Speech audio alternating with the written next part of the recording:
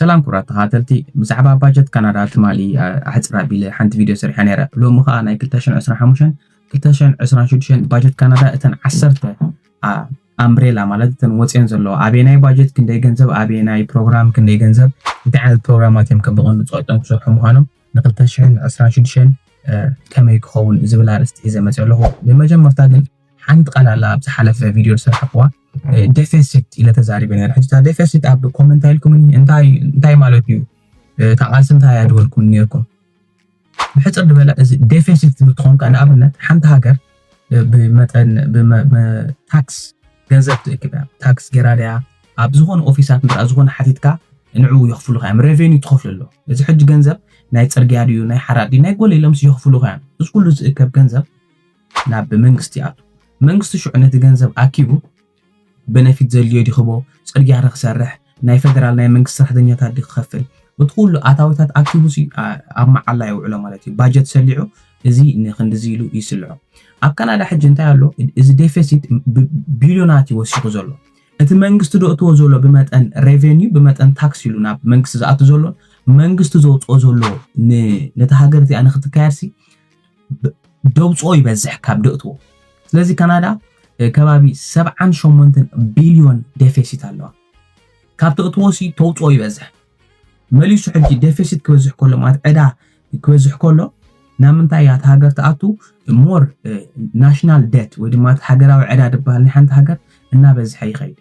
እጂ ፀረ ናይ ዴፊሲት እንታይ ትልኩም ንኻ ሰርፕላስ ይበሃል ኣሎ ሰርፕላስ ካ ሓንቲ ሃገር ታክስ ያ ኮሌክት ጌራ ሬቨኒው ካብ ዝተፋለየ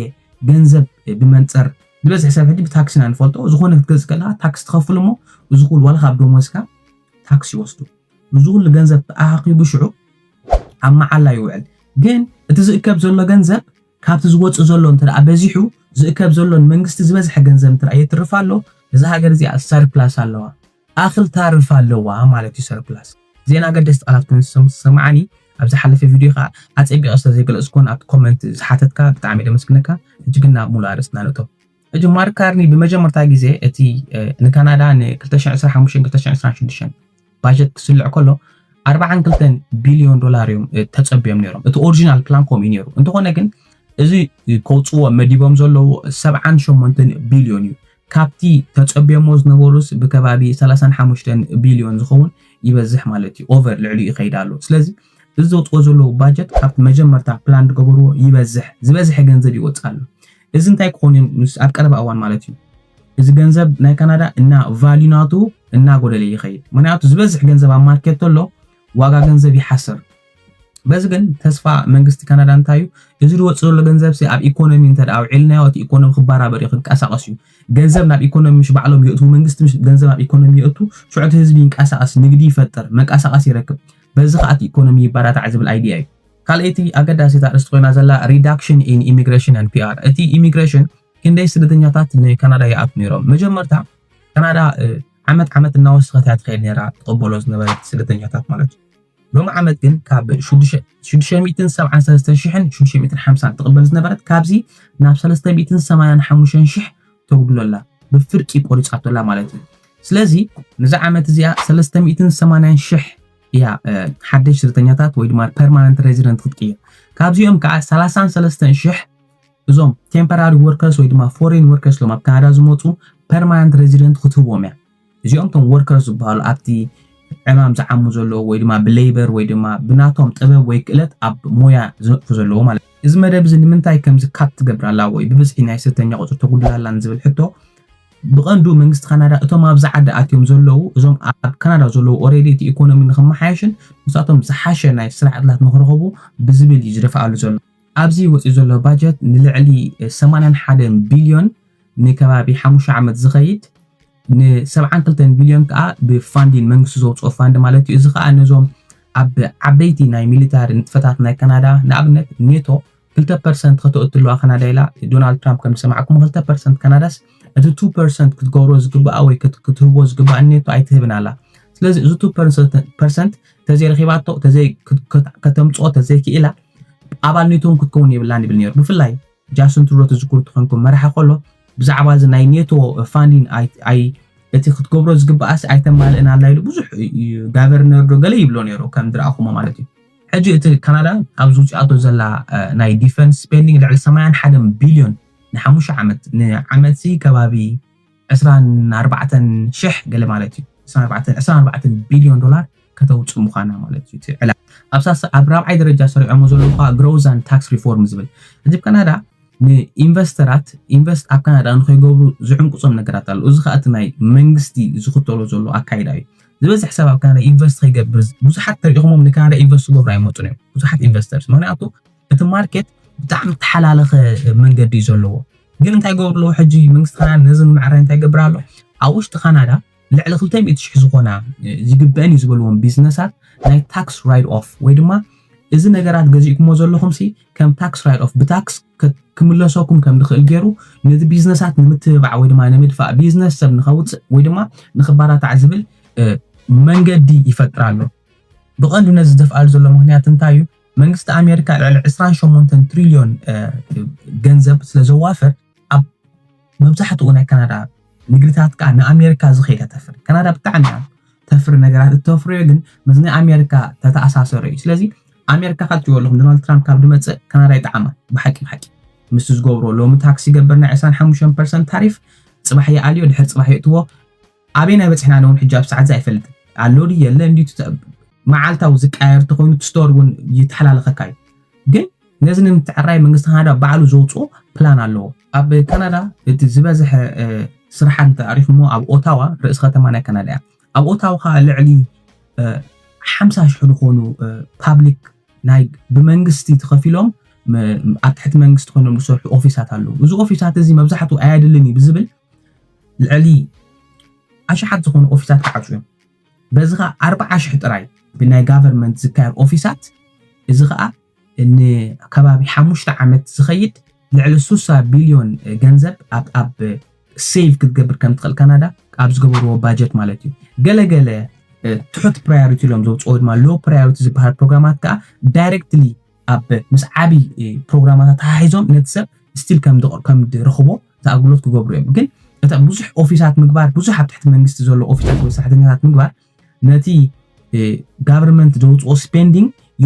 የብዝሖ እዩ ስለዚ ንምዑ ንምቕናስ ኦፊሳት ይቕንሱ ኣለዉ ኣብ መንጎ ቶሮንቶን ኪቤክን ዘሎ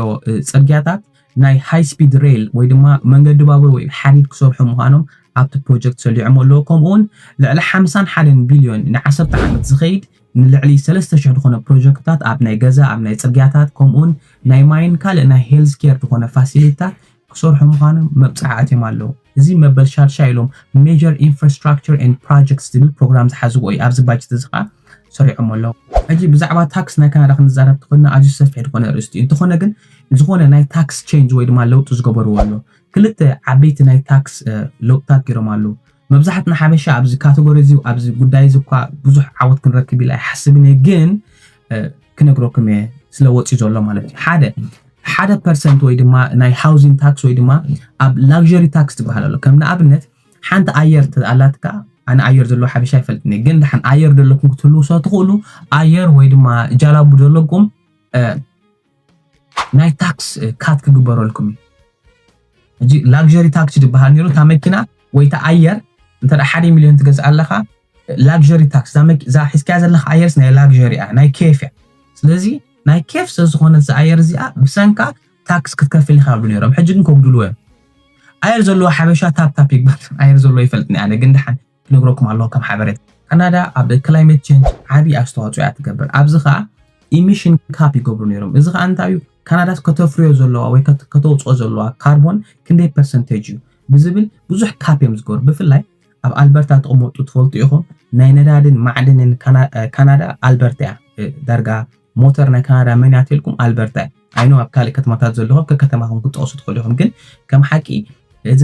ካብ ኣልበርታ ዝፈሓር ነዳዲ ንሙሉእ ካናዳ ኣኺሉስ ንካልኦት ሃገራት ክኸውን ዝኽእል ነዳዲ እዩ ግን ኢሚሽን ካፕ ገይሮምሉ ወይ ከፍርይዎ ዘለዎም ካናዳ እንደዚኹም ተፍርዩ ልዕሊ ኣይተፍርዩኖ ምክንያቱ ልዕሊኡ እንተደኣ ኣፍሪኹም ኢሚሽን ክወፅ እዩ እቲ ካርቦን ተወፅዎ ዘለኹም ሲ ፎር ኤቭሪ ካርቦን ደወፅዎ ትሪኽ ይነፃ ኣለዎ ወይ ትሪኽ ትበቁል ኣለዋ ዝብል ኣተሓሳስባ ኣለዎ እጂ ብሰንኪ ኢሚሽን ካፕ ይግበረሉ ወይ ካናዳ ከተፍርዮ ዘለዋ ነዳዲ ወይ ማዕድን ክንዚ ፐርሰንቴጅ ክኾን ኣለዎ ይብሉ ነይሮም እዚ ግን ቅይሮም ምዃኖም በዓሎም ክቋፅሮ ዝኽእሉ ሓድሽ ዝኾነ ሬጉሌሽን ከውፅኡ መዲቦም ኣለዉ መበል ታሽዓይሎም ሰሪዖሞ ዘለዉ ከዓ ስኪልስ ኣንድ ታለንት ዝብል እዩ ሕፅረት ናይ ስኪል ወይ ታለንት ኣብ ካናዳ ከም ዘሎ ትፈልጡ ኢኹም ዳትስ ዋይ ከዓ ብብዝሒ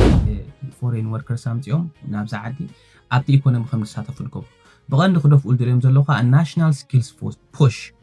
funding hundreds of foreign credential recognition programs and to launch a one-time effort to recruit 1,000 plus top international researchers to Canada's universities and innovation hubs.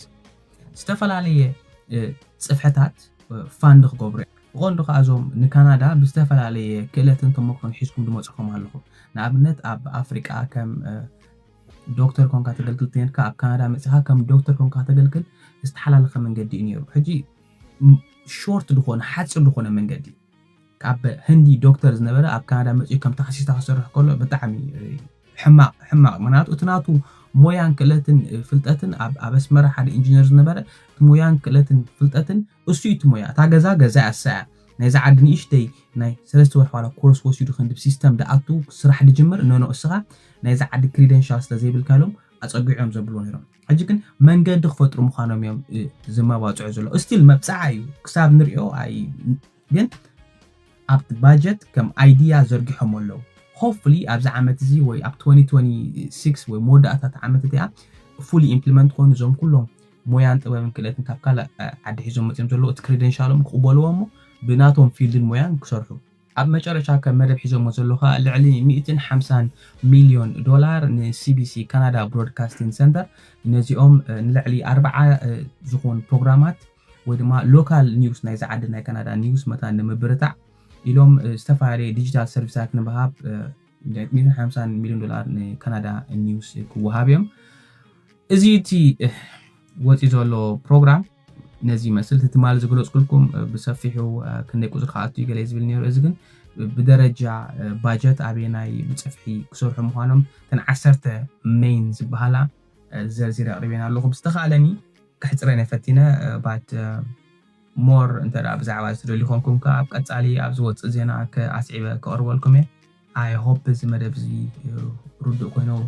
ረኺብኩሞ ኣብ ኮመንት ፕሊዝ ሰብስክራይብ ግበሩ ኣብ ዝሓለፈት ቪድዮ ብዙሕ ሰብስክራይብ ኣይገበርኩም ካብ ዝረኣኹሞ 80% ኒው ቪወርስ ኢሉኒ ሶ ፕሊዝ ሰብስክራይብ እናገበርኩም ቶም ሓደሽ ትሪኦ ዘለኹም መደብና መሃርን መዓድን ኩሉ ካረንት ዝኾነ እዋናዊ ጉዳይ ስለዝኾነ ኦኬዥናሊ ከዓ ካልእ ቪድዮታት የምፅእ ግን ብዝተኻእለኩም ሰብስክራይብ ምግባር ነዚ መደብ ክድግፍዎ ትኽእሉ ኢኹም ኣብ ቀፃሊ ብካልእ መደብ ክሳብ ንራኸብ ዝወድሓንኩም